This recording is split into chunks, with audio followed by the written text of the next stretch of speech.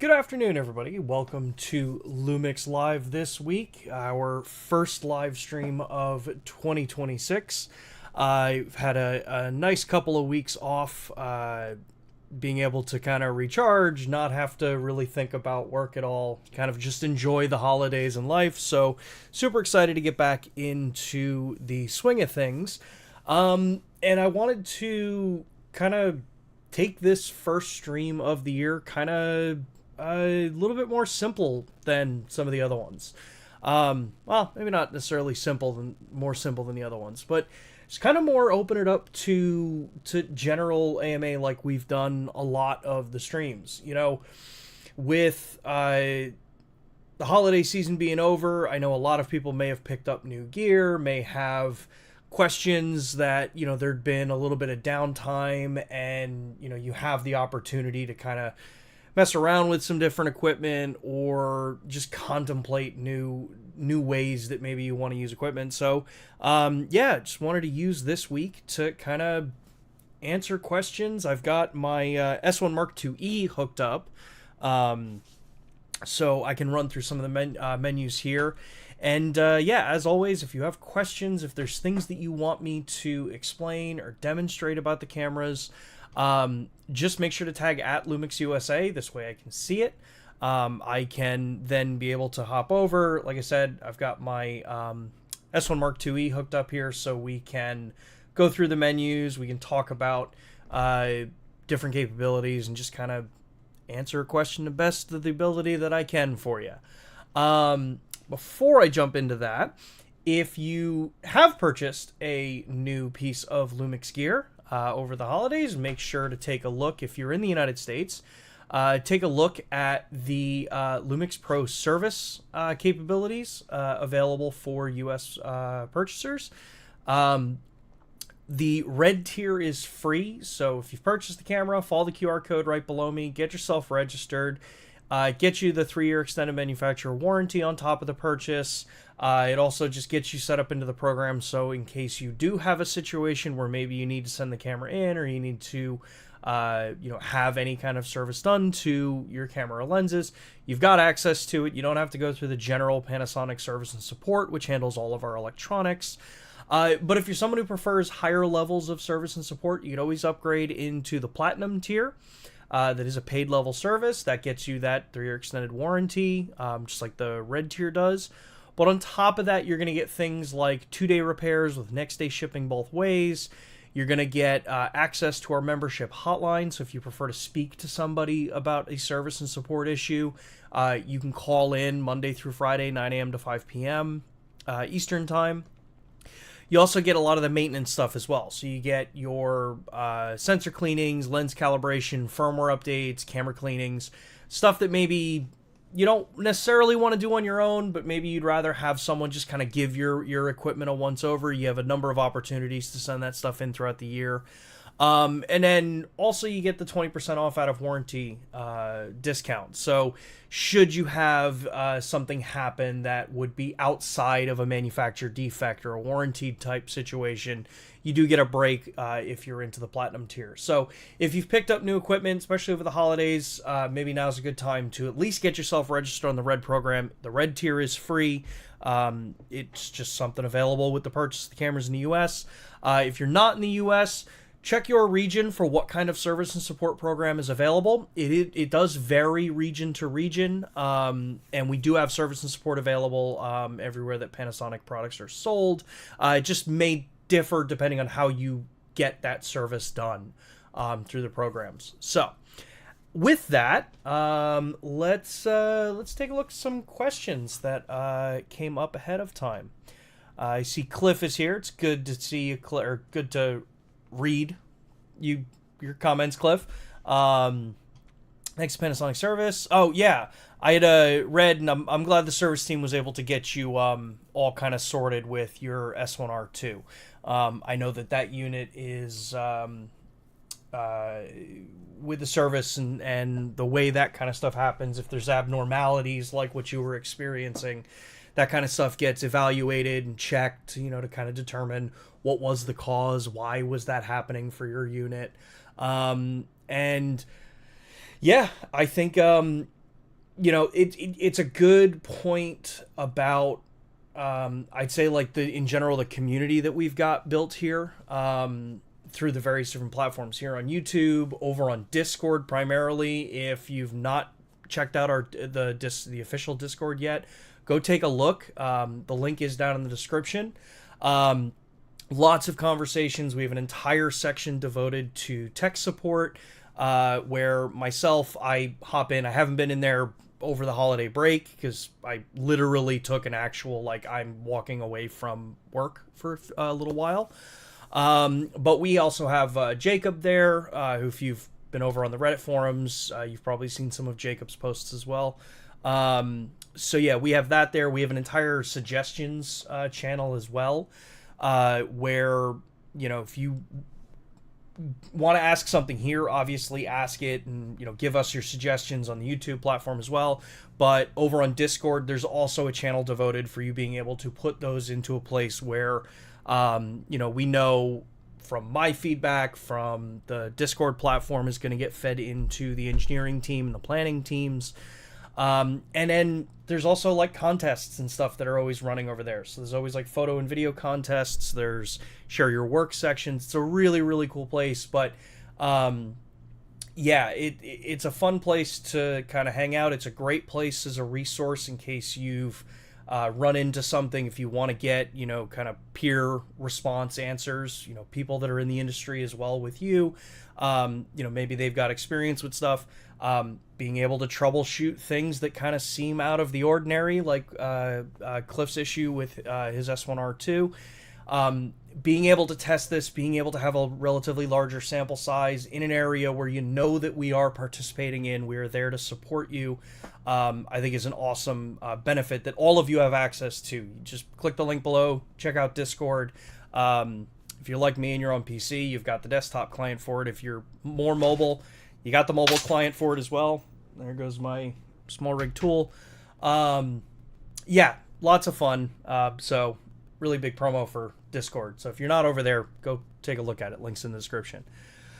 And then Cliff's question: thinking about upgrading my S5II to the S1II. Can the E compete with my X in long form recording for thermals? Is it as thermally bulletproof as my X? If so, I'm buying it. So, it's a short answer is yes. It's just as thermally bulletproof as the S5II. But what I will say is understand what that means. In the S5II, your only SD card, there is no full sensor with 4K 60. There is no internal RAW recording on the on the S5II. You don't have 32-bit float audio inboard on the S5II. You don't have Bluetooth timecode. You don't have the Bluetooth functionality for gimbals, all that stuff. So there's a bunch of extra stuff in the S1II that the S5II doesn't have. So in that framing, if you compare recording mode to recording mode, and not looking at switching into CF Express cards, or not looking to shoot, full sensor with 4K 60 in the 2:4:1 ratio, 100%, you're going to be fine. The chassis is ever so slightly bigger. You've got the better rear screen. You've got a much better viewfinder. Your accessories should work completely, although if you have early SmallRig cages, they're not compatible forward. SmallRig had a slight redesign to it that now accommodates both of the chassis, because there's with the height of the mode and drive dials being different than the S5II chassis, they had to make a slight little change there. But from a apples to apples functionality, recording mode, media type, power solution, yes, they're going to be equal. If you start going to the added functionality, so things like 6K 2:4:1 ratio, 4K 60 2:4:1 ratio, and if you switch over to using CF Express cards, there can be situations where, because you're using a media that is inherently much hotter than SD card or SD XC cards, you can potentially run into it in extreme temperature environments. All of that being said, the S1II with the sensor that's, kind of very, very similar to the S5 Mark II and the Mark IIX sensor, gets a lot of those other benefits, doesn't have to run a much faster, hotter sensor, doesn't have to run a much higher resolution sensor. So it takes benefit of, while it is the, what a lot of people call last gen sensor technology, it is a tried and true sensor platform. It is a tried and true set of image quality. And you're getting all of the benefits of the newer chassis and the newer body. So if you're trying to consolidate, your kit into a single form factor, I think it's a no-brainer, Cliff, or anybody else that's watching. I truly think it's a no-brainer.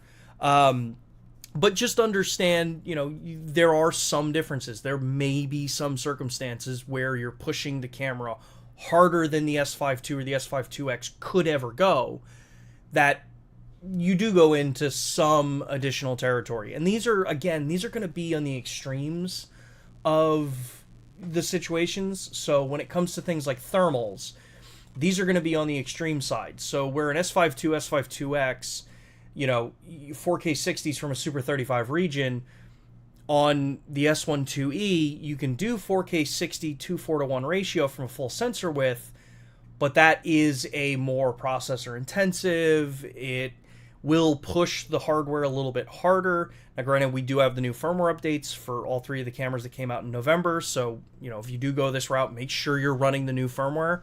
For all intent and purposes, watching the vast majority of people who have reviewed it, thermals are well under control now, outside of the ultra far end spectrums of really, really hot.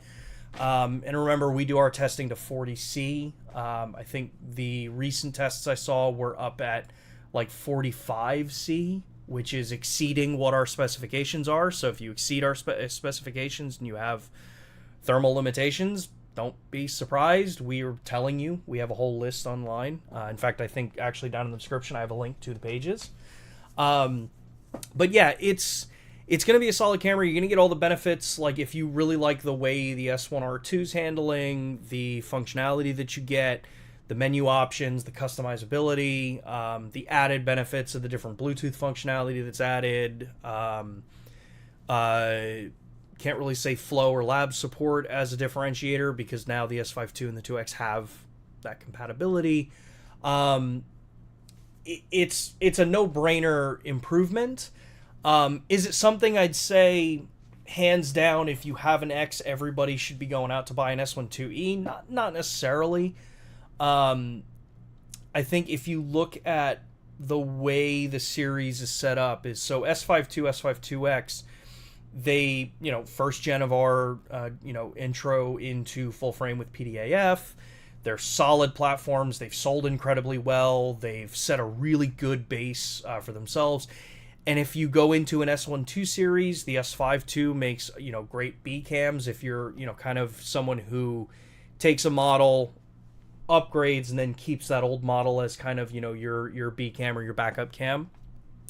But if you're just getting into, wanting to pick up a newer camera, if you're just moving up into full frame, if you're looking into LUMIX and you've never purchased a LUMIX camera before, the S1II is a great way to get the most modern compatibility and functionality in a lower cost than necessarily having to go up to an S1 Mark II or an S1R Mark II, where those are pushing much harder on sensor or much harder on image quality. Not to say the S1II's image quality is in any way bad. It's still rated really, really high on the scale. So yeah, it's a solid platform. If you've got the money and you just want to unify your system, Cliff, yeah, go for the S1II. Anyone that's ever looking at the two, at our series across the board, the E is just really the entry model into the S1 series platform. The S1II series would be a step down, and then your S9 would be a step down, kind of a step sideways from the S1II. So it's a really long answer for that, but I've had a lot of people ask that question recently. Let's see here. I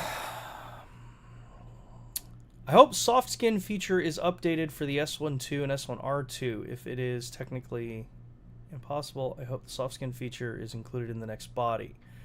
I know we can affect it like soft skin when editing, but there are directors who want soft skin already in the shot in the first place scene. I hope it's possible in photos and videos. Okay, so typically in our lineup, our lower, quote-unquote, lower-end cameras will have stuff like soft skin or, I forget what we call it, like on the G100 series. Typically, those tend to be regarded, and I'm not saying this is good or bad, it's just kind of, this is how, when you look at how market responds and how users respond in general to different feature sets, this is the typical impression that's given, is that features like soft skin, noise reduction, in-camera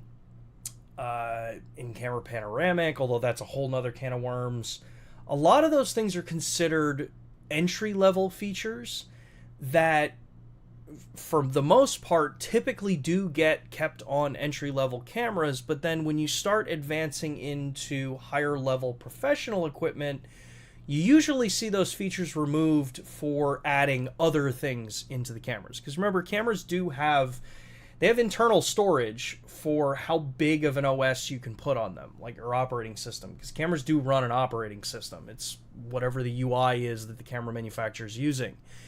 And those things do take up space, and sometimes you're limited on, well, how much can you put into the camera from memory?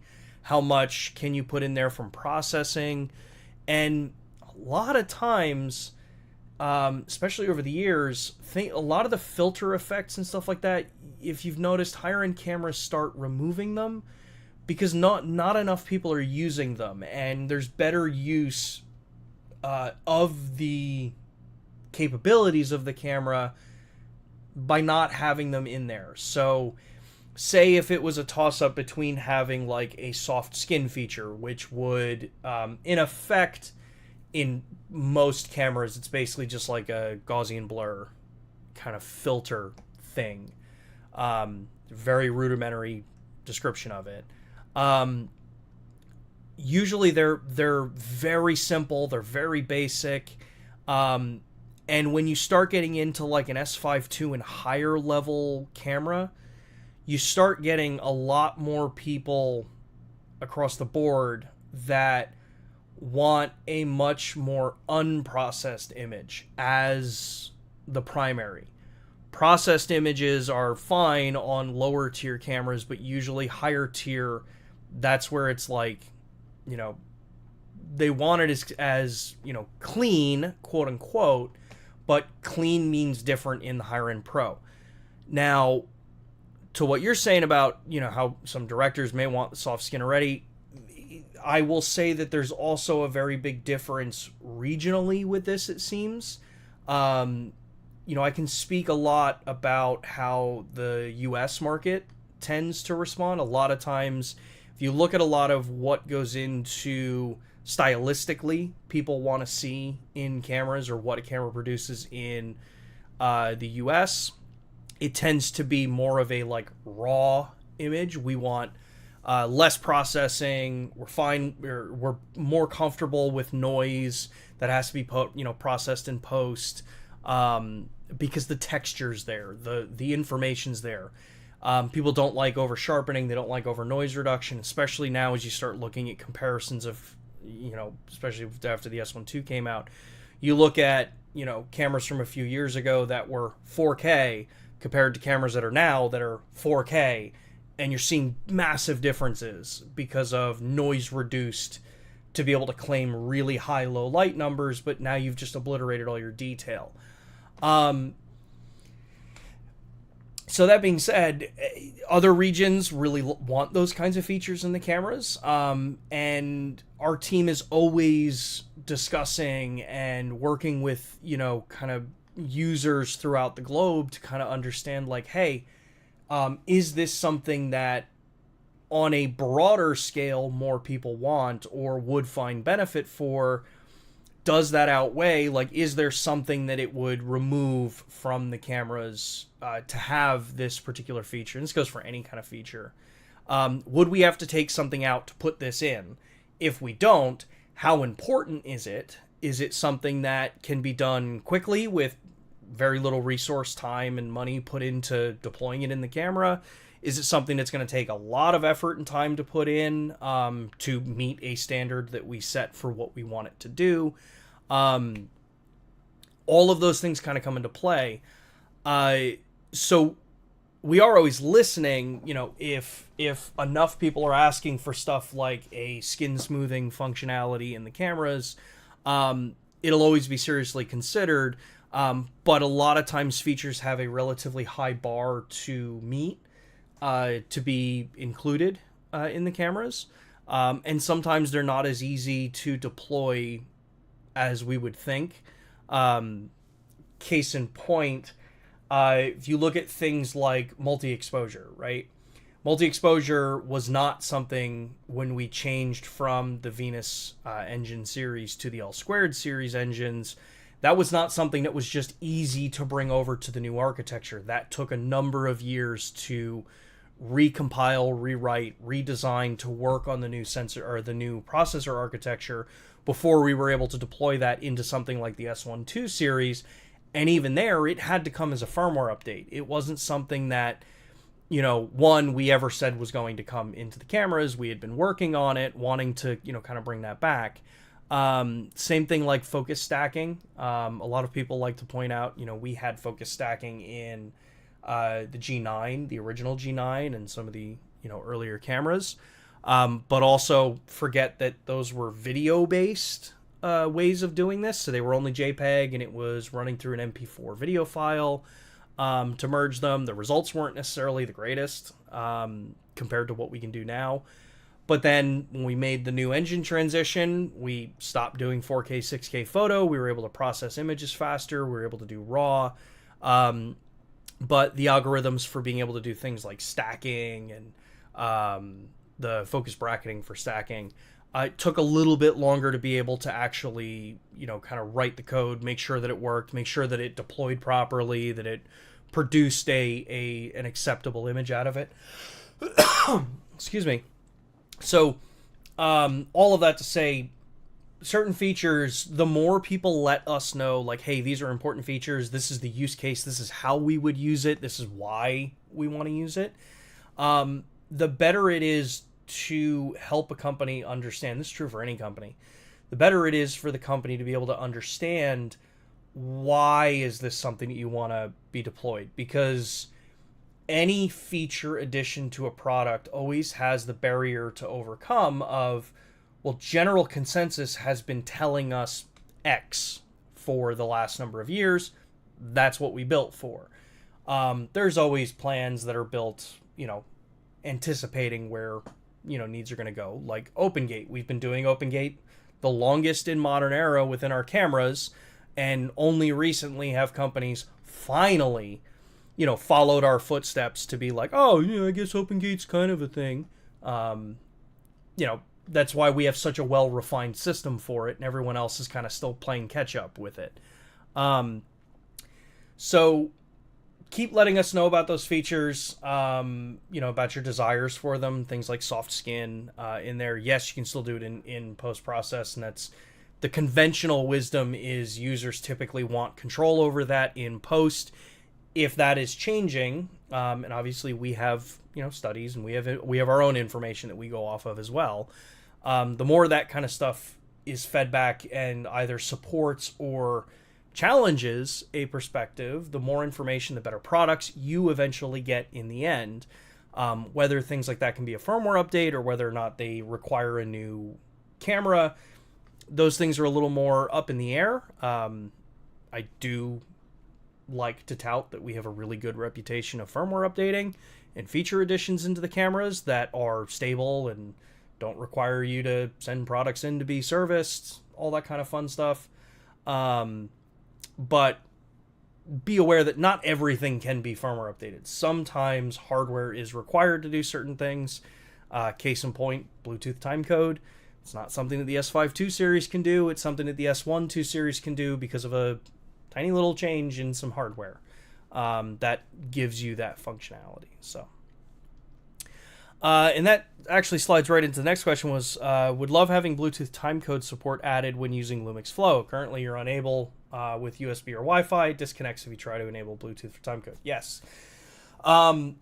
Currently, within our system, you can only have one Bluetooth connection active at a time. And the way Bluetooth has been designed, or our camera interaction with the phones have been designed, has been Bluetooth is your kind of data transmission back and forth. So that's things like GPS, geolocation tagging, shutter triggering, video start-stop triggering. Bluetooth also does things like clock set and region setting and all that kind of stuff.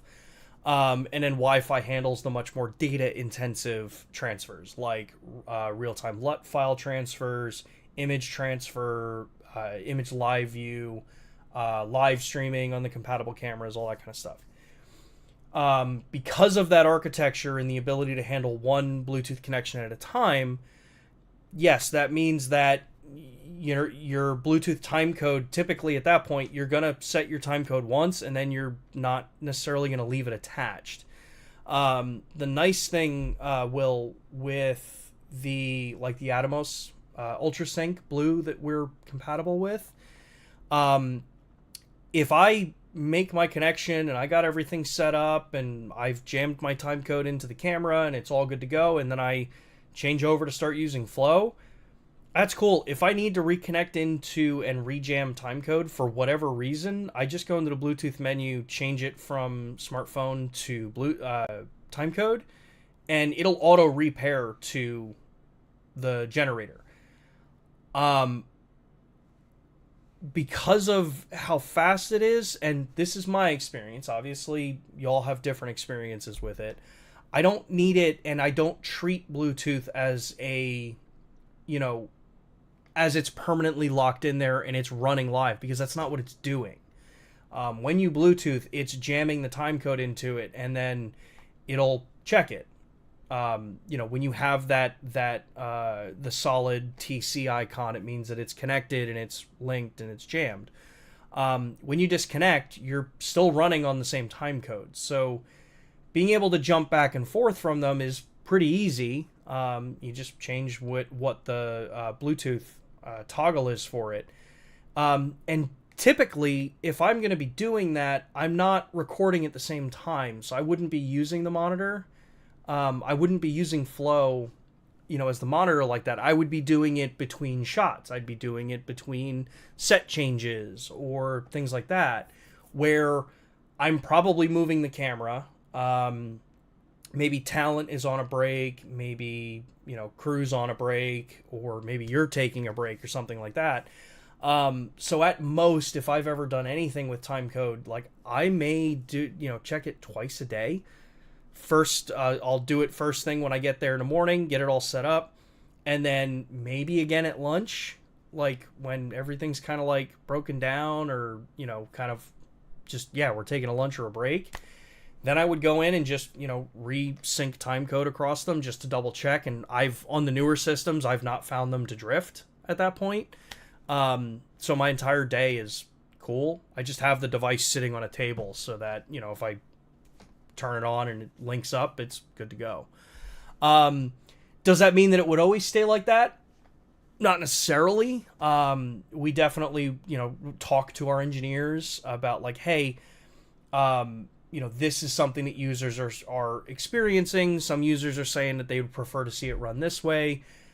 This is the conventional wisdom. Again, this goes like the other one. This is the conventional wisdom. This is what users or some users are reporting back to us, how they utilize it in a system. You can always do surveying and interviews and conversations with creators, photographers, videographers across the board before something's deployed, but you're never really going to get a full spectrum of use cases and user feedback. So you always try to do probably about as best as you can to estimate the most broadly used scenarios. Because then after that, it's typically a little bit easier after you've got the deployment of a feature or a function to then say like, hey, we need to maybe tweak this a little bit. Maybe, this works and this is great, but it would be cool if it could do this as well. It's always about getting that feature in first. So being able to dual use the Bluetooth Wi-Fi connections, it is something I know that we have talked about. Whether or not it's a hardware, bandwidth, whatever kind of limitation there might be, I don't know. But we will obviously keep bringing it up. And yeah, comments like yours help with that stuff. FC says, since my photo style picture profiles allow us to use two LUTs, is it possible to use my photo style to log view assist? Menu. I don't know if I follow your question, FC. If you could rephrase it, I'm not really sure what you mean using my photo styles to log view assist menu. Yeah.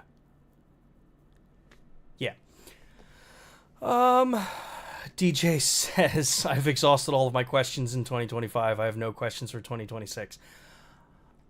I don't believe you. There will be questions. Rhett says, Happy New Year. Happy New Year. Oh, yeah, I don't know if I said that at the beginning. Happy New Year, y'all. Hopefully y'all had a good time with family, friends, time to relax, time to create, all that kind of fun stuff.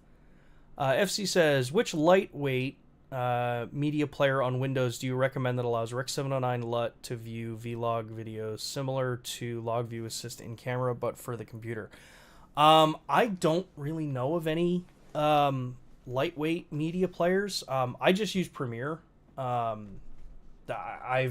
been an Adobe user for years. Whether I like being an Adobe user or locked in with the Adobe system, that's a whole different story. But I've been using the Adobe systems, ever since high school. So I really have no plan on changing it. So I just use Premiere and just handle it that way. So honestly, I've not ever looked. That would be a good question, like over on Discord or over on Reddit, even in the chat here. If others have recommendations of like what works for y'all, that would be more of, I'd say, like a group or like a community response for you.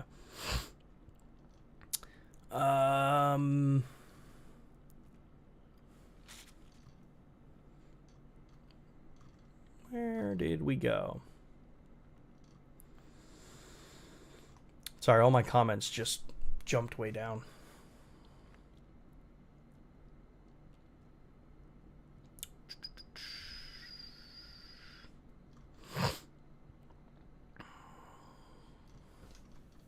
Where did my...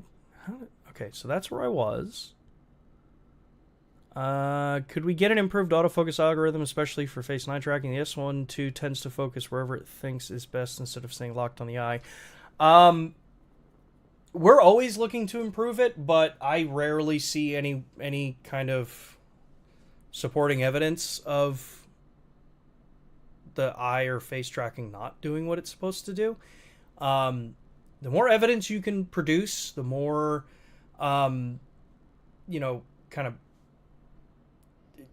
factual info that you can share that says like, hey, this is not doing what it says it does. That's the only way that things can be improved.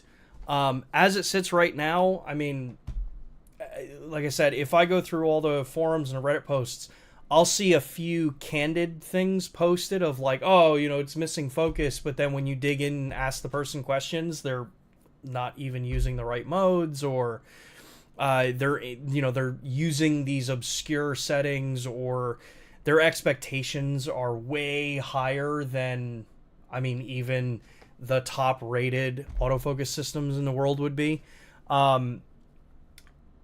Because, like, for one, what's the environment that's being shot in, what lenses are being used, what aperture is trying to be used, because a lot of stuff that I've seen in evidence, because I've had to troubleshoot a couple of these for some people. The biggest thing that tends to get brought up is, I'm shooting at f1.2 and the eye is still soft.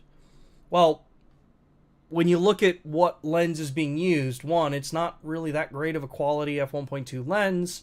f1.2, it's also the person is moving really fast. f1.2, even on the fastest autofocusing systems, is not going to 100% nail and stay perfect every single frame. And then you also run into the other issue of, like, ultra shallow depth of field. Typically, when you start having to zoom in 400, 600% to see something, you're getting a little bit ridiculous in some cases. Not you in general, in general you. People get a bit ridiculous when it's like, well, I have to zoom into 400% to see this minor little thing. Like, okay, when are you ever going to view a piece of content like that? When is your viewership ever going to see a piece of content like that? Is it viewable at an actual distance? If I put it up on like a 77-inch OLED TV and I view it, do I see the same thing? Does an impartial person see the same thing? Not excusing, things that can always be done better, but I think we've lost in some cases the perspective of pixel peeping versus what does the image actually look like? How does it grade? What's the tonalities I get out of it? How does it look on the preferred delivery platform that I'm actually trying to put this out to? Versus sitting, 2 feet away from a screen at 400%, criticizing the minor, tiny little thing that is not even, it's inconsequential to the image. This was a thing early on. Before I worked for Panasonic, I was in photo retail. This was a thing, I mean, even back 15 years ago at this point. That was a thing I know one of the other brands was criticized for as well, too, was, customers would come in, they'd be like, oh, it's not focusing, it's not perfect on the eye, it's focusing, ever so slightly forward or ever so slightly backwards. And then, as I'm trying to troubleshoot them, because at that point I'm a salesperson, I want to make sure the person doesn't return the camera or return the product, because that doesn't do good for me. As I start kind of going through it, it becomes more that it's an experience issue, or it's an application issue. It's using an f1.2 lens for a person doing a full bore sprint at a camera. You don't do that. That's not how that works. You take the same situation, you go into a studio portrait session where your person's not moving all that much. If they are, it's much more controlled movements for styles, for poses, and then everything's perfectly fine. So it's an interesting thing. I can tell you that from the information that I have, there isn't this, that it tends to focus on what it thinks is best. Like when you put it on the face and eye detect, it focuses on the face and eye. If you want to change what eye it's focusing on, you use the joystick. You say, hey, focus on the other eye. Focusing systems and cameras, no matter what system you use, are only ever going to be as good as the inputs you give them. So if you want it to focus and lock in on an eye, you can't just put it in auto and say, go for it, focus on an eye, on the eyes. Which eye do you want it to focus on? Are you someone who prefers the front eye focus, the back eye focus? Do you want left or right eye focus? If you don't tell a camera those things, it's going to guess. Some may guess better and may fit your style more. Others won't fit your style more because maybe it prioritizes the other over it, but that's why you've got inputs with these things. So, all that to say that, though, we are always working to improve systems and make them faster, make them more responsive, make them more accurate, all those kinds of things. But you do hit a point of diminishing returns as ultra shallow depth of field. In that particular case, ultra shallow depth of field can really kind of healthily challenge these situations. Happy New Year. Pros and cons using crop zoom video versus image area of video pixel to pixel. G9 Mark II. They both seem to give about the same amount of max zoom, but crop zoom video gives you more control. Yes. Crop zoom, really, it's just going to give you the more of an on-the-fly ability to crop in, where using image area is just, hey, I'm locking to this particular region. So yeah, it really, as you described it, they're both going to give you the same amount of max zoom, because crop zoom will only ever go to pixel. That's why it doesn't work in things like OpenGate full frame. You can use it in like the MP4 Lite or OpenGate Lite mode. And you get more when you're doing 1080p instead of 4K, because your 1080p pixel to pixel is going to be much smaller. So in effect, it's the same as pixel to pixel. The difference is just like you have that flexibility. So huge appreciation for the firmware updates. Love the S1R2, and the thermal fix is absolutely amazing. Awesome. Yes. Shout out to LUMIX for making product registration a lot easier. Yeah. Those systems are always interesting to me. In theory, vast majority of registration systems, in theory, should work fine, and then you get them into practice, and they don't always work the best. I think some of the improvements and kind of under the hood stuff that we've done to our website has made things a little bit easier to get everything registered and stuff. Last time you mentioned that Touch AF or Tap AF was improved with the latest firmware update on the S1II series, but you didn't go into it. Can you please elaborate more? It's not that Touch or Tap AF is necessarily where the improvement is. It's more of the... so there's Tracking AF. Tracking AF is, if we go into the camera, Tracking AF is this mode on our cameras. This is the one that, if I have subject detection turned off, I can half press the button, have it lock onto a point, and then it locks into that particular target. This is what has gotten some improvements. Now, I will tell you, I am not a fan of using this style of autofocus system in cameras, personally. I never have been. But that's just more of a personal thing. I've grown up on single point or center point, so I will use like one area or zone 99% of the time, just from my experience. I know a lot of people like having, object tracking, stuff like that. So the recent update back in November did improve some of that functionality. Some people may call that Tap or Touch AF. It's tracking autofocus system. Basically, it's got some improvements to be a little bit more stickier, a little bit more confident. So, is it possible LUMIX will work on over sharpening reduction at LUMIX S1II, the next firmware update? Will we get a better soft image like the Nikon, like the ZR? There are so many different perspectives and opinions about this, about the image processing. Can I say that we're going to work on it? That's kind of a challenging response, because working on it, we're always working on the image. We're always working on how our products work, how the system is working, what the image quality is, what the dynamic range is of a product. Those are things that are always being worked on, and they're always being iterated. A lot of times, image quality that is produced in a camera, especially after it's been reviewed by independent media sources, rarely is ever going to get a change to it, because it's already been tested. It's already been, kind of data is already out there. Opinions are already out there on how certain things look and how the image is generated and how it's captured. Different companies have different philosophies on how they what they want the image to look to. while I can understand some of the commentary about, some people thinking that there's an over sharpening, or that in some cases, you just don't necessarily like the look of an image, I get it. Fact of the matter is, the camera's still being rated as, well, according to CineD, we were the best overall camera last year. We have the highest dynamic range, the highest latitude push in a mirrorless product. In general, that information is all out there about the image itself.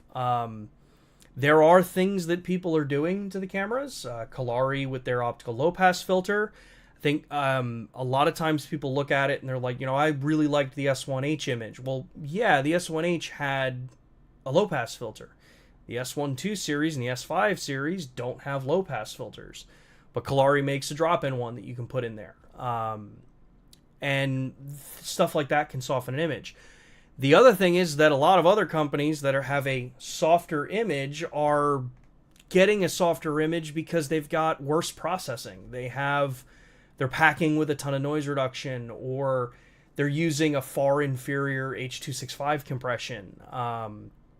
So to say work on it, I think is not something that I can say, yes, we're going to work on it. But taking constructive feedback is something that our teams always do.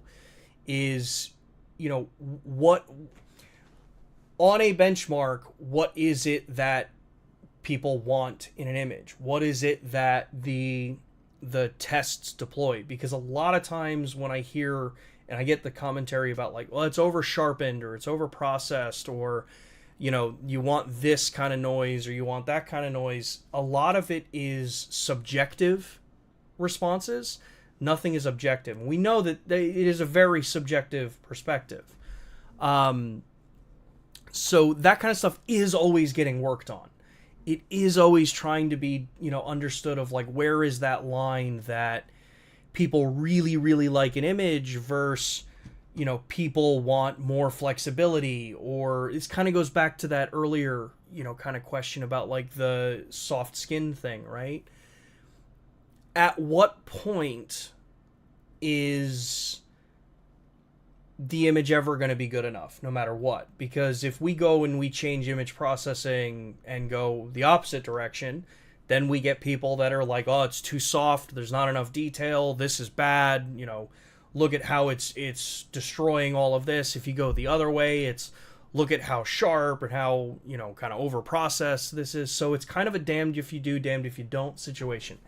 And it's true for all brands and all users. I think this is something that we all have different challenges with, because everyone has their own way of processing an image. We all have our own look, our own style, the way we like an image to look. What's the purpose of those images? What is the current kind of societal trends in what people are wanting and picking up? We see this change over the decades. People like really hyper crisp, hyper realistic looks. And then you have a bit of a shift to where people are wanting more retro, more kind of lo-fi kind of feel to it. And then eventually it changes again and it goes back into like, we want some of that 90s grunge, like the harsh flash in photography versus a proper multi-point lighting setup kind of thing. All of this stuff changes so often. And in hardware, that's a very hard thing to, on the fly, be able to adjust, because for experienced users, those of us that, use cameras every day, we use the equipment, we understand how to manipulate how we want the image to look. We tend to prefer less processing, less overall, kind of impact to it, because we're going to take all of that control into our own hands. We're going to add sharpening if we want it. We're going to add noise reduction. We're going to add grain if we want it. That's where typically a much higher level user kind of thinks. But then you have the flip side of that, which is the mass influx of people getting into this industry that are coming from different requirements for work, that are working with clients that want faster delivery, as example by the person asking about, the soft skin kind of functionality. You have users that come in that are of a very different learned and experienced mindset than those of us that are, have maybe been in this industry for a while. So the adaptation of, what makes an image look good between those different cases is always so varied. So companies have to find a way to make something kind of neutral, right? And that's what changes over the years. So the current processing, the image, the look that we have in the cameras, that's what it is. You go to some of the other cameras and they have their own, kind of stance, their own kind of level set for what they want with it. Others have wild inconsistencies. Some have ultra high consistency. So long way of saying, like, it is always being, discussed. It's always being gone over in meetings with engineers, with optics teams, with, image quality teams, with focus teams. Early on, especially with our brand, I think people may see it a little bit more with our brand, with LUMIX, because we went from the contrast autofocus system that's always moving the autofocus, that is never, unlike phase, where phase will focus and then it stops. Contrast would always have a slight movement being done to it. Well, that inherently softens an image because the pixels are always constantly moving ever so slightly in and out of focus. PDAF systems are much more confident, I guess you could put it. So when we first made our changeover, I went from using a GH5 to the GH7 side by side on them, and I saw how the GH5 was, at that time, we loved the image out of it. I think people still love the image out of it. Then we moved to the 7, and it's like, wow, everything is like so much sharper. Why does it feel like it's so much sharper? Well, it's because the focus isn't constantly moving. It focused and it stopped and it's there. And I was able to test this by going into single focus on a stationary object, going into single focus versus having it on continuous, versus the GH7 on continuous, and see that, on a contrast system, when it was in continuous, it was always a little bit softer. When I put it into single focus, it was tack sharp. When I go on to the newer PDAF cameras for our system, it's tack sharp in continuous and it's tack sharp in single point. So sometimes some of this stuff tends to also be a little bit of, yes, there's processing. Sometimes it's also just because you're coming from cameras that don't have a much more confident autofocus system, so you're seeing a much bigger change because you're adding in the sharpness that comes with the focus not having to move. And also, optics have gotten better, all this stuff. That's a whole diatribe on that. I'm sorry, y'all. Yeah. Purchased on one raw over the holidays. Do I need to get lens profiles at all? No. Modern cameras, typically the lens profiles are embedded in the raw file, so you shouldn't need anything extra. As long as On One is using and reading the proper metadata and what the information is, the lens calibrations and the lens corrections should be getting applied automatically. I don't have enough experience with On One's raw processing. I have a feature idea. No mirrorless cameras have horizon lock stabilization. Might this have a use case on LUMIX cameras to have horizon lock within, example, 15 degrees with a big crop? This is something I've asked about in the past. I don't know what I don't know how hard it would be to implement on as the sensor gets larger and larger. I don't know enough about that, but it is something that I have asked and have definitely pushed the team hey, it would be cool if we were able to do some sort of it, because we do it in camcorders. Our camcorders had, or I think they still have, they have a horizon lock functionality. And I think it's up to it's a decent amount of degree where it'll hold it. So, Happy New Year. What anamorphic lenses have you tried and your thoughts on those? I haven't done a lot more with anamorphics other than what I use here. This is the Surrey 40mm 133 that we're using. I'm using it, yeah, just on my camera here. That's the only one I use because that's autofocus, so I can actually use it for these streams, and then I just de-squeeze it in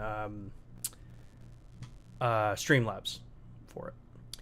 The last update for the S1II does it have the compatibility to connect DJI gimbal via Bluetooth? Double check. Forget if the S1II series has that. I do have an S1II here. Question is this S1II updated? Yes. So the S5 Mark II does have the ability to connect to gimbals. For those of you looking at wanting to Bluetooth connect to gimbals, make sure you go look at DJI's website.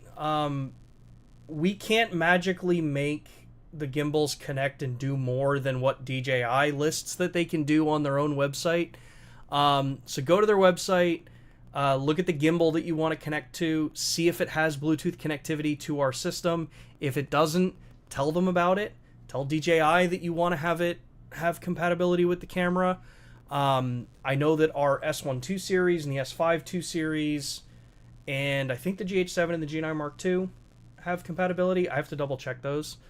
But they're all listed in our firmware updates. And I know, to be clear, not all of the gimbals are compatible. My RS3 Pro is not compatible. That's a DJI thing. That's not necessarily an our thing. DJI would have to have a firmware update for the gimbal to be able to connect Bluetooth to our cameras. Just started shooting with Vlog. Why would I want to use CSTs with my NLE versus applying LUTs? I'm still deciding what editing workflow is simple but effective. I'm not the best person to ask about the color pipeline and the editing side of that. I'll be the first to admit I am not the best color grading person at all. I do everything by eye but yeah, so Drift that's Nick Driftwood, right? Nick, that is you? Yeah. Talk with people like others that you see in the chat here. Driftwood TV, wealth of knowledge on color processing and image processing and creating looks and styles. Check out the different Facebook groups. Look at, if you're working in specifically Resolve Studio, look at people who work in Resolve and how they do color grading and stuff like that. It's a really, really, it's a much better way to go about it than necessarily anything I'd be able to address for you. Do we get lossless compressed raw and better buffer on the S1R2 and the S1II to have longer? There's just the 14 or 12-bit raw files on the S1R2 and the S1II. Going from speed, which is 12-bit, to image, which is 14-bit, will change what your maximum rates are on both the cameras. What are your plans for NAB? Honestly, no idea what's going on with NAB this year. As you can see, I'm not at CES this year. CES, that show's been changing for a long time. So honestly, I'm actually kind of happy that I'm not at CES this year. I got to actually spend time at the beginning of January at home for once. Did some research on Sigma's MC21 adapter for the S5II and 2X. Seems to be an issue with shutter delay during photography, especially bursts. Are there any firmware updates planned to improve it? I'm gonna have to dig into that one. I do have MC21s here. I don't think I have any EF lenses though. I can probably borrow some. I'll have to do some digging into it. The most important thing with any of that stuff is always checking. When it comes to an adapter, a lot of times it's the adapter that needs updates, so you'd have to check with Sigma and understand, like, okay, what kind of updates have they done to the adapter? Because in some cases, delays or anything like that might be a communication delay, as it's, It has to change from what the lens's communication pattern is to the camera. Our cameras cycle, I think, at like 480 hertz or something like that. So, yeah, like, yeah. I remember hearing something very, very early on with the S5II, like within the first weeks of the camera being out. But honestly, I haven't really ever looked at it further than that because I haven't really had any notable things get brought to my attention. But I'll dig into it. I'll try to get hands on a modern EF lens. But just remember too that the MC21, it is, if you're using Sigma's EF lenses, that's where compatibility is confirmed. If you're using non-Sigma EF lenses, we and Sigma do not guarantee any kind of level of performance because we don't make those other lenses, or we don't, they're lenses that are outside of the L-mount alliance. So if you're using lenses that are outside of Sigma's EF lenses, there's not really anything that we can guarantee with it. So really appreciate everything you're doing. For me, S1II needs better AF and less over sharpened image to work for me. I'd sell it, hoping with firmware so I have seen a comment like this, but Graham, what needs to be improved? I'm not saying like, screw you for leaving or anything like that. What I'm genuinely curious, what do you mean by better AF, and what do you mean by less over sharpened image? Aside from face value over sharpened, the more information that anybody, whether or not you stay with a brand or you pick a certain product, the more you can articulate what the things are that you have an issue with an example, the easier it is for there to be some kind of response to it or some kind of correction to it. A lot of times too, we find that, when we get more information within a community, you tend to find where it's like, oh, someone may point out and be like, oh, hey, someone says like, oh, it needs better AF. Well, okay, did you try X, Y, and Z? And then that fixes it for a lot of people. Stuff like that is where I think the more information you can provide, even if you end up,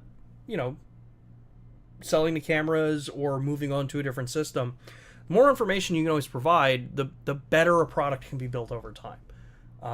To hopefully be something that, maybe you want to come back to within the system. Especially in this day and age where a lot of times people own multiple systems because maybe this one does this way better than the others. Maybe I have certain clients that require this kind of work or require this or that. So, yeah. Is there a way to sync my LUMIX Lab custom settings between my iPad and iPhone? Not at this time. I have asked. This was a while ago, so I probably need to bring it back up. About being able to, like, if I've got everything set up on my phone, the LUTs that I like downloaded, the frames, like all that kind of stuff, if I've got my phone set up and I want to move it to my iPad, how do I get them to sync across? I'll bring that back up with Teams. Any chance Bluetooth timecode sync could be added to the GH7? Would be great to sync take care of the S1II. I don't believe the GH7 has the correct Bluetooth or the required Bluetooth module to do it. That's why the GH7 needed to do it through the PC port.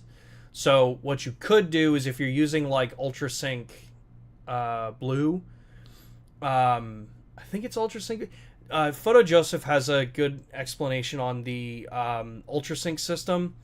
There is one of them that has the ability to BNC connect, in which you can then run to the GH7 and then have Bluetooth side of it handle for the rest of the cameras. Um,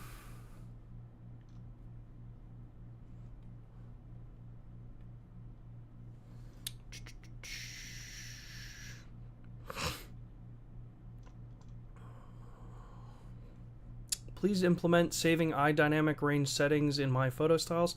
I can ask him about it. I don't know if we would see something like that. Don't comment on future products or plans or anything like that. The software behind the S1II's DR Boost was mentioned on CineD's podcast. Considering that some sensors are global, do you think you see a future where DR Boost technology works with global? I think a lot of people are guessing at how they believe this stuff works without actual experience in sensor architecture and design. Not saying CineD doesn't. I think they're actually what I would consider the benchmark. It's not as simple, I think, as saying, like, could global sensors do it? Or, can all partial stacked sensors do it? Or, what's, like, all the inner workings of that kind of side of it. There are reasons why, like, one, we were the first to do it in full frame. I don't even know if it's actually been confirmed that the other camera does it. Do I see that a DR Boost style of image processing becoming more working with global? I mean, maybe stuff's possible. I don't know. I'm not a sensor architect. I don't really know enough about, in general, the way global sensor works. I think... I know how global sensors work. Whether or not you'd be able to do the same thing, I don't think so, because global sensor is every pixel's read out at once, so you'd still have to do it twice. And you'd have to have two separate capacitor systems. So theoretically, I guess you could, but I don't know what impact you'd have with the fact that the benefit of global shutter is that, one, there's no rolling shutter. So if you were to do something where it's, you're processing that pipeline twice, you're now doubling the amount of time that you have to process, that you have to, kind of beef up all of the back end side of it. I would question it's probably not something that's financially feasible in a consumer product. Would be my best guess, but technology always moves forward. So, there could always be stuff that comes out and, that as of this year we think is absurd and probably never possible, but then in 5 years it's like, oh, it's possible now. So, yeah. I'm finally catching up to, like, responses from the original questions. I gotta find a way to not have my encoder freak out when I try to do low latency on YouTube, because I get so far behind on these questions. Is there a way to rename the camera in LUMIX Lab? Yes. You're not actually doing it in LUMIX Lab, though. You're going to do it on the camera.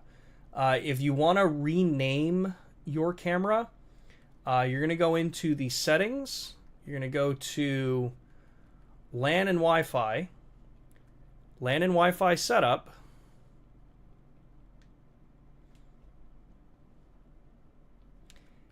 And then you're going to go to device name and password. Go to device name. It tells you that you're going to be changing the SSID. You change it here. If you change the name of your camera on the device through this, when you go to register on LUMIX Lab or LUMIX Flow, I think even in LUMIX Tether, your camera will now show up as whatever you named it here. So if you've got like an S1R2, an S1II, or you've got like, say, 3 S1IIs, you can have S1IIA, S1IIB, S1IIC. Just rename them here just by hitting display. Rename it, and then clear your network connections. So if you've never done that before, go to your settings menu, go to setup, go to reset, hit no on rec settings, hit yes on network settings, and then hit no on custom. If you do that, all your general like exposure settings, your custom settings, your focus settings, like all of that stuff stays fine. It just resets all your network stuff. And then in lab, tell lab to forget the connections that you've made, and then just reconnect your cameras, and then they'll show up with the new names that you've assigned to your cameras. Whoa. Can we know what processor the L2 is based on? And some technical info like megahertz, nanometer, and those type of details? No. That kind of stuff you're not ever going to get from a company. Sorry.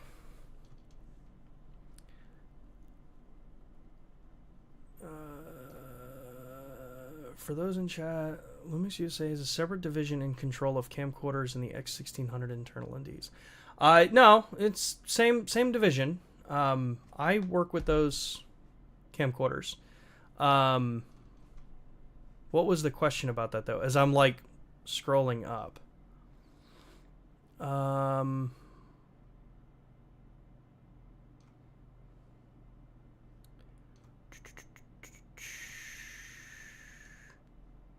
Where was the question about? We need super chats in this live. No. Sorry, I finally just got down to where you are, Cam. Unfortunately, I cannot enable super chats. This is a corporate page, and I cannot take monetary submissions that way.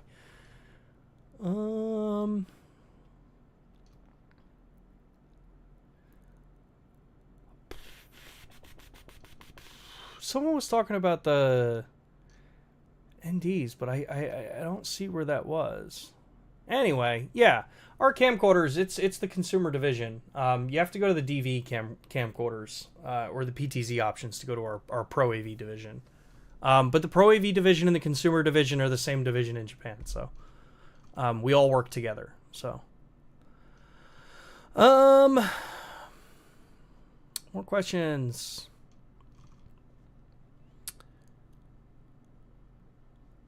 I'm completely lost in where the chat was, so I'm just going to go up to the newest ones that came in here. I just got the S1II. I found the new setting, AFS behavior in video mode. The AF continuous in video was irritating me on the S5II. Will this feature be backported? The S5II it was different. You were able to do it. I just, let me look at my S5II here.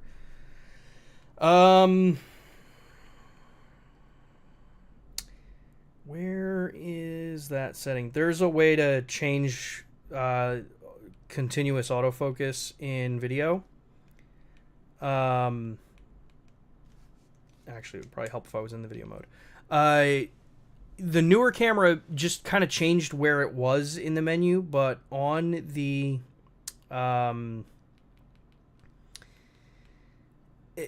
as far as the way the camera worked, you were able to just change it so that it wouldn't necessarily be always autofocus continuous. I'll have to look through the menus in the S5II. It's been a long time since I've had to change any of that stuff. The UltraSync 1 has the BNC connectors. Okay, but I think you can connect the UltraSync 1 to the UltraSync Blue and have them sync. I believe what I think the thing was there with it. Thanks again for having these. May I ask for another LUMIX hangout again this year? I like how this is a place to freely and respectively share what we'd like to see. Yeah, we would love to, and I believe we are planning to do more LUMIX Connect events this year. Obviously, now that we're into 2026, planning starts fresh to kind of figure out what is it we want to do for this calendar year. Where do we want to go? What is it we want to have done? So, yeah. We'll definitely be doing more of those. Near add pre-PDAF cameras now considered legacy, or will we get some firmware updates? I mean, pre-PDAF cameras, I guess you could technically consider them legacy, but that doesn't necessarily mean like that there is no development for it. It's just, as far as autofocus goes, you're probably not going to see any kind of like autofocus improvements for the the cameras pre S5 Mark II. So pre our introduction into PDAF and the movement to the new engine. And it's more because it's really just because of the engine. The architecture difference between L squared and the previous Venus engines were completely different. So not everything that we do on the newer engines is even compatible to the older processors. This isn't something that's new. Across the electronics industry, that does happen. You run into where, you know, eventually you just can't backport features because the older hardware, either it pushes it too hard or it's has to be tweaked and redesigned to work on an older engine, and it's just not worth the development time to do it. So, yeah. So they're legacy, but it doesn't necessarily mean that, you know, you're not going to get, you know, anything. Just probably not any kind of like new features. Is there an official way to get shutter count on LUMIX cameras? No. And people that try to go in and do the service menu stuff, stop doing that. Not because you can really mess your camera up doing that.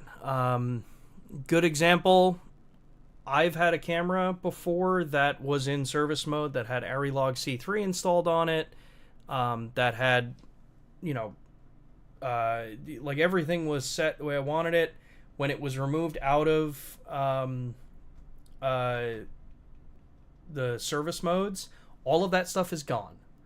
And if you don't have the paperwork and you don't have proof that you purchased the license or anything like that, or that you went into that mode, even though you're not really supposed to go into it, you send it into a service team, you're going to get charged for having to purchase a new license if you want to have that kind of thing on it, because it's not a user accessible mode, or it's a service option. So, yeah, it's not a good idea to go into those things. You can royally screw stuff up if you try messing around in certain modes. It's the same thing on any other product out there. You want to try to go into those things, cool. You mess your camera up for it, it's on you. A lot of times that kind of stuff, because there's counters and stuff that know if that mode's been entered into, you can void, you know, if something's broken from your camera because of something that you do to it, that may not be something that we cover.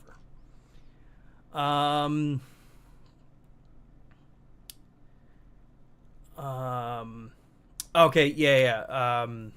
Philip. Yeah, so like, yeah, on the S5 II, it's not an easily changeable thing. It is a menu changeable thing. So, yeah, that is something that did change with the newer cameras. I don't know if that's something that's going to be changing back in the S1II series, though. I don't know if it necessarily can. Although, no, I mean, it's possible, but I'm not sure.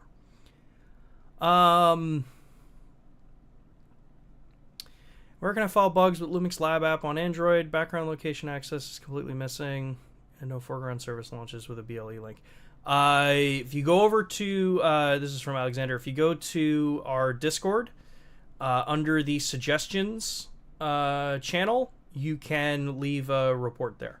Our team in Japan sees that as well. You can also leave it on the comment of this video after it's posted live if you would like.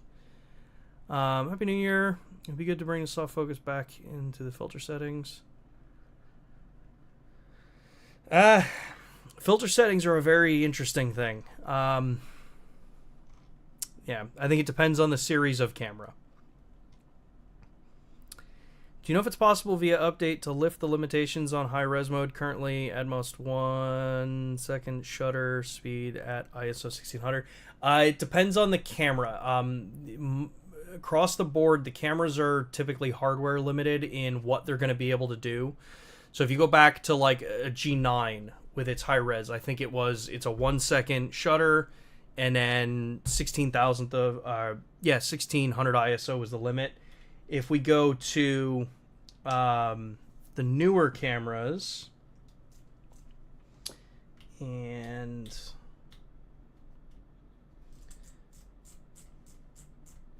yeah, I just wanted to make sure before I jump the camera up. So if we go to the newer cameras, this is an S1II. I can go to 8 seconds, and as far as ISO goes, I can go to 32. So those will be hardware limitations. So it'll be down to the internal memory, the processor, the sensor, what kind of thermal implications are going to be involved, what kind of processing capabilities are involved. That's all the stuff that's going to kind of come into play as to whether or not the shutter speed limit or the ISO limits can change on it. Can we please get a faster buffer clear? Now that clears maybe 4 pixels a second, it could be faster because raw video needs more data. Compressor raw like 970 or faster burst rates. At face value, I understand what you're saying, but it doesn't necessarily work like that. Video throughput versus stills throughput, they are different. Video throughput, the processing behind the scenes, the file sizes, the individual file sizes, the way the image is written and stored, they're very different from each other. So you can't use the equivalent of saying raw video needs more data. Yes, it does, but it is inherently written to a card different than a JPEG or an RW2 file in a single instance. So yeah, they are inherently different from each other in how they clear and write to the cards. Yeah. All right. With that, I think I have to wrap the stream up because we're about 20-ish minutes over what we normally do. But yeah, we will be back. But can you improve it? Because when I go photographing birds, it gets full very fast. So we're always working to try to make improvements in some of that stuff. Certain things won't be able to be changed. Certain stuff like buffer clearing, in some cases, there's a lot of hardware that is involved in how fast or how quickly you can clear a buffer. And it all depends on the file type and the system. What I will say is if you're on cameras like the S1II or the S1R2, that is one of the reasons why we added the lower speed buffer or the lower speed burst rates, because that is something that we've had a lot of people asking about as an alternative. But yeah, it is something that we always evaluate. Likely it would probably be something that, we would have to design a camera more for wildlife and sports. To be clear, the S1II, the S1R2, the S1II, the S1II Series, they were not designed solely with wildlife and sports in mind.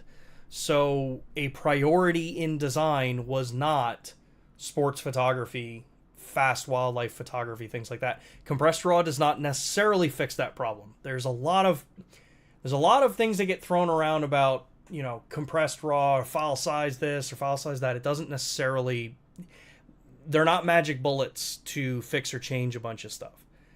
That being said, we are always looking at the various different ways that we could try to speed the process up.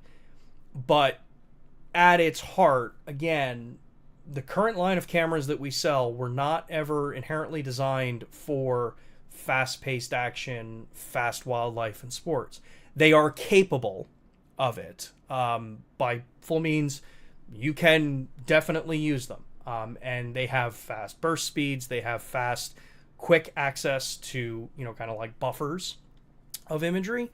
Think of it like how, high-speed video cameras work. You get a couple second buffer, and then it's got to dump and store it. But yeah, it's an interesting area because we've always built much more of the hybrid where it's, I'm going to be doing, a lot of the more what I'd say is quote unquote mainstream types of photography. So street, landscape, some very light wildlife, light sports, or recreational wildlife and sports. We know we don't make a high-end sports camera. We don't make things that go after a 1 series or a 3 series, like the top of the line, the stuff you see at the Olympics. We know we don't make those cameras. Will we ever make cameras like that? Who knows? But as of right now, we make the products that have, you know, fast for their category, that are pretty solidly competent. And as we, you know, kind of evolve in the technologies that we have, the ways that we can create things, we'll always work to make them better.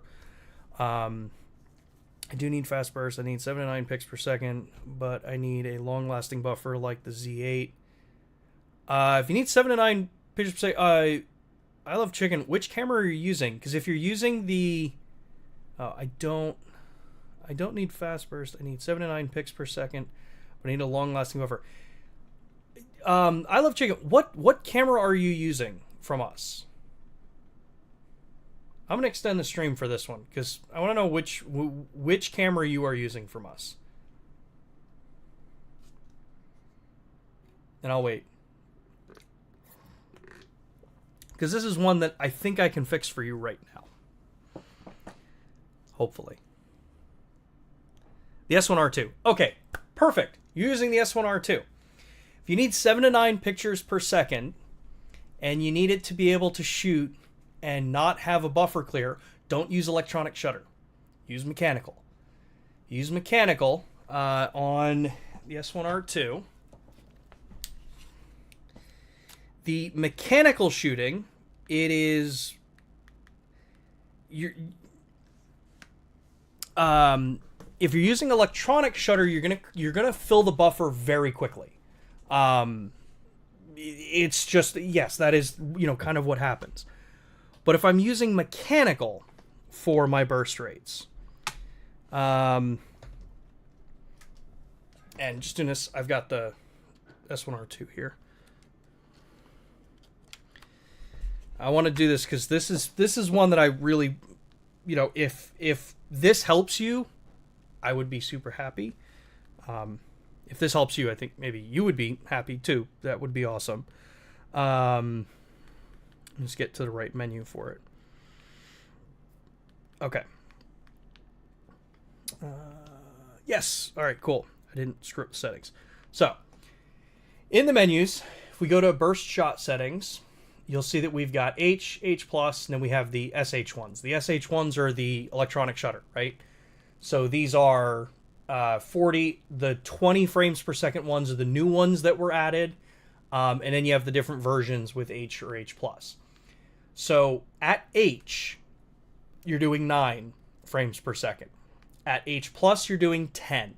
The difference is H+ locks exposure on the first shot, and then it runs the 10 frames per second. H keeps the exposure shifting. So what I would recommend is use H, and then you can choose here. This is really going to depend on, I'd say, more general use. Image priority is going to give you a 14-bit RAW file. Speed priority is going to give you a 12-bit RAW file, but speed priority is typically going to get you the faster rates. So image priority, you're going to go down probably closer to that 7 number. Speed priority, you're going to be at 9 when it's in H mode. H+, you're going to get, I think it goes from 9 to 10 when you change between these two. But if I go into H, and I'm in speed priority, and I've got just an SD card plugged into the camera. So right now, we've got this running, right? How if I pick like an exposure setting that I would actually be able to use outdoors? So say like I'm doing 2,000th of a second. These exposures are going to be terrible because the office lighting's terrible. So say I'm doing 2,000th of a second, and in this case it's 2.8, 6400 ISO. Where'd I go?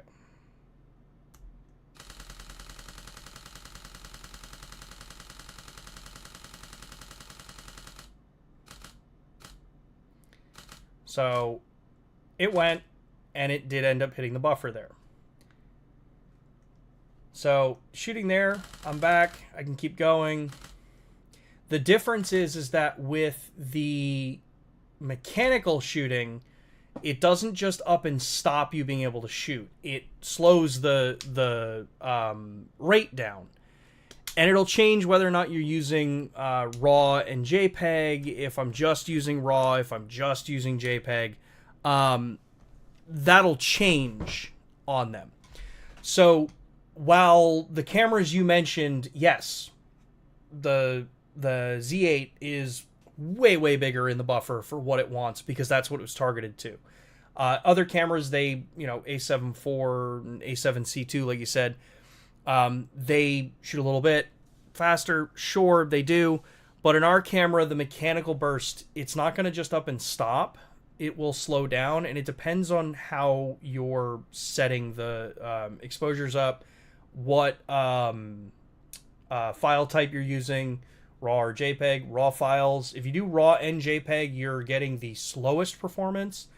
RAW or JPEG only, typically you're going to get the fastest performance or the longest running. JPEG is always going to get the absolute longest running. If you're doing dual card recording, remember you're adding in dual card processing at that point. All these different things will kind of help. Okay, yeah, and okay, but the buffer clearing is still not very fast. It would be nice to fix. So yeah, I mean, we can, I can push again with it, but I don't think you're going to see the actual clearing of the buffer go much faster because most of the time in cameras, those are hardware related. But okay, well, on that, let's wrap up for today. We did an hour and 30 minutes for this stream. So with that, yeah, thank you everybody for the questions, the comments, the just all the interaction. This is awesome. I think this is a great way to start the year. Yeah, so we're going to be back next Thursday, 2 p.m. So normal time, normal location. And yeah, like we're going to be back. We're going to keep going on with these. We'll have more topics. If you have something specific that you want to see covered or demonstrated, let us know in the comments below the video, so you can just drop a comment after it. If I didn't get to your question, because I know there was like a huge chunk of those questions that I didn't get a chance to get to,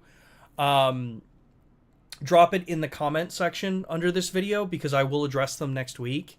If it's something quick, I can address in the comments below. But yeah, if there's something I missed, if I missed your question, drop it in the comments. We will be live next Thursday, 2 p.m. right here. Join us over on Discord if you want to get suggestions in, comments dropped over, stuff that our engineers and our software teams can see. What else am I missing? Yeah, I think that's it. Still getting a little bit of the rust off after having 2 weeks of, almost 3 weeks of having off. Well, all right, everybody. Have a great rest of your day. Have a great weekend. Get out there, create some cool stuff. Share it with us over on social if you don't, if you don't already.